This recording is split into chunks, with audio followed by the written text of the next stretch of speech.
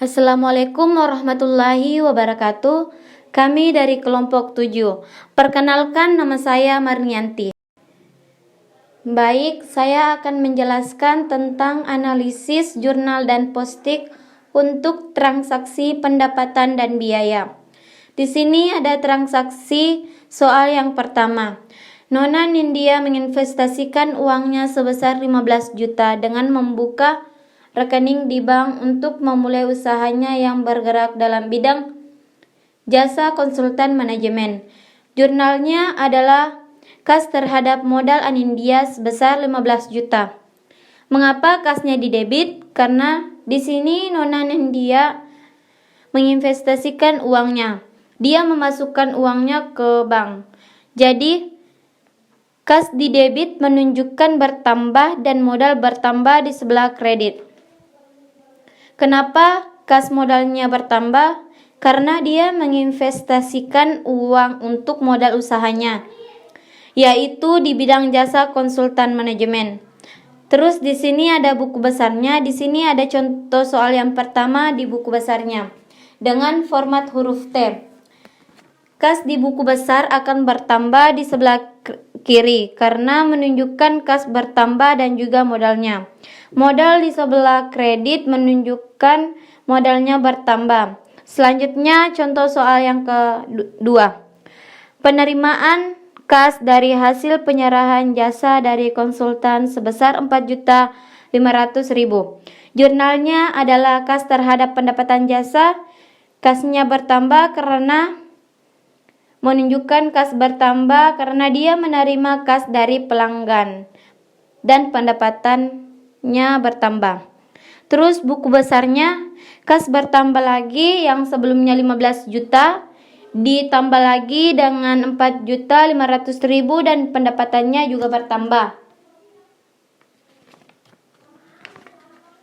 Selanjutnya transaksi soal nomor 2. Penerimaan kas dari hasil jasa konsultan sebesar 4.500.000.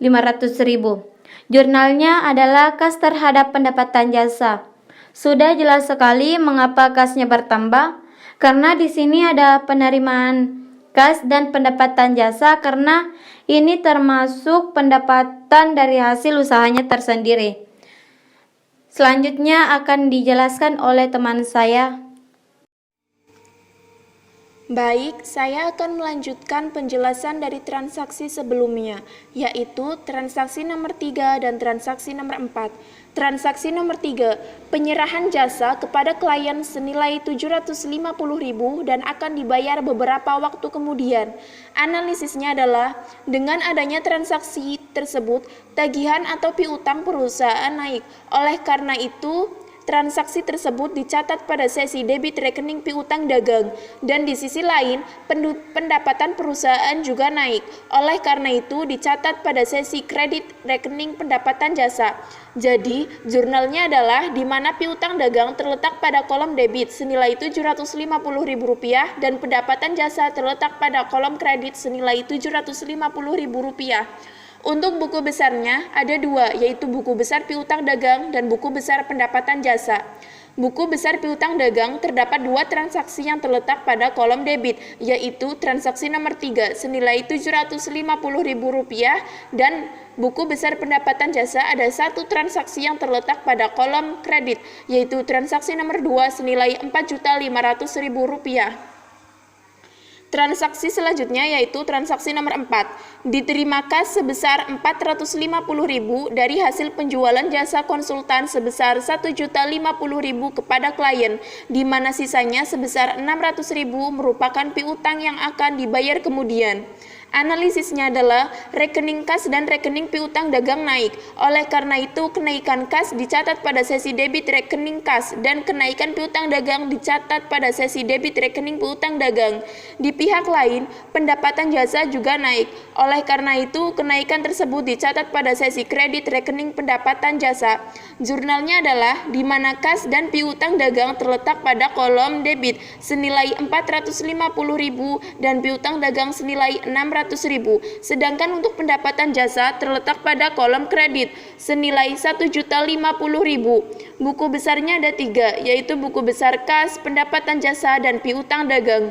Buku besar kas terdapat 3 transaksi yang terletak pada kolom debit, yaitu transaksi nomor 1 senilai 15 juta rupiah, transaksi nomor 2 senilai 4.500.000 rupiah, dan transaksi nomor 4 senilai 450.000 rupiah. Sedangkan untuk buku besar pendapatan jasa, terdapat 3 transaksi yang terletak pada kolom kredit, yaitu transaksi nomor 2 senilai 4.500.000 rupiah, transaksi nomor 3 senilai 750.000 rupiah, dan transaksi nomor 4 senilai 1.050.000 rupiah.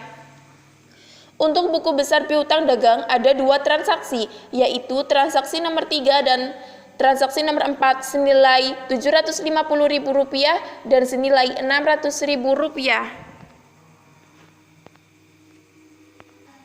Untuk transaksi selanjutnya akan dijelaskan oleh teman saya. Terima kasih. Transaksi nomor 5, Nona Anindya membayar sewa kantor sebesar Rp1.350.000, gaji pegawai Rp2.250.000, dan biaya utility Rp750.000. Analisisnya, adanya kenaikan biaya sewa, biaya gaji, dan biaya utility masing-masing dicatat pada sisi debit pada rekening yang bersangkutan. Karena pembayaran dilakukan secara tunai, maka kas turun. Oleh karena itu, adanya penurunan kas dicatat di kredit pada rekening kas. Jurnalnya adalah biaya sewa Rp1.350.000, biaya gaji Rp2.250.000, dan biaya utility Rp750.000. Maka terhadap kas sebesar Rp4.350.000. Maka akan diposting ke buku besar kas berkurang Rp4.350.000 dan masing-masing biayanya biaya sewa Rp1.350.000, biaya gaji Rp2.250.000, dan biaya utility sebesar Rp750.000. Transaksi nomor 6, diterima tagihan telepon Rp180.000 dan akan dibayar beberapa minggu yang akan datang. Analisisnya, transaksi tersebut berakibat naiknya kewajiban.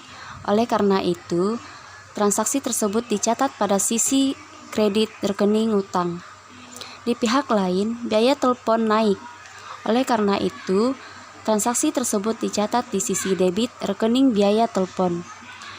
Jurnalnya adalah biaya telepon terhadap utang sebesar Rp180.000. Maka akan diposting ke buku besar hutang bertambah, yaitu di sebelah kredit sebesar Rp180.000 dan biaya telepon Rp180.000 di sebelah debit.